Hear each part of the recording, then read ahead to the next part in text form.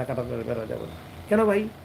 তোমরাই তো বলছিলা ভারত দখল করে আনবা, পশ্চিমবঙ্গ দখল করে আনবা, সেভেন সিস্টার দখল করে আনবা। তাহলে এখন তো তারা কাটা বেড়া দিবে তাদের নিজের দেশের নিরাপত্তার জন্য। তো তোমার সমস্যা কি? তারা তো সবসময় বলতেছে যে চোরাচালানি করে, চোরাচালানি করে গুলি করে যে মারা যায়, এটা চোরাচালানি যদি মারা যায়। কিন্তু যেহেতু ওপেন বর্ডার থাকে, সব বর্ডার তো মানুষ দাঁড়ায় থাকতে পারে না, তাদের সীমান্ত কি দাঁড়ায় থাকতে পারে না। কোনো ওপেন বর্ডারের মধ্যে মানুষ কে যে দিক দিয়ে পারে দিক দিয়ে ঢুকে যায়, তো সীমান্ত কাঁটাতার বেরোতে সহজে ঢুকতে পারে না, কারণ কাঁটাতার কিন্তু অনেক উঁচু কিন্তু। আর এমনভাবে দেওয়া হয় এটা আপনার ঢুকা, এটা খুব কঠিন, কাঁটাতার কেটে আপনি ঢুকতে পারে, ঢুকাটা খুবই ভয়াবহ কঠিন ব্যাপার। সুতরাং এইটা তারা যে সিস্টেমে কাঁটাতারে বেড়া দিচ্ছে, সেখানে আপনি সহজে চোরাচালান কেউ ঢুকতে পারবে না। তো চোরাচালান ঢুকতে পারবে না, সেই ক্ষেত্রে আপনার সীমান্ত হত্যা কমে যাবে। সাধারণত চোরাচালানি সীমান্ত হত্যাটা সাধারণত চোরাচালানের সাথে যুক্ত। যেসব লোক মারা যায় তারা সাধারণত চোরাচালানি করে।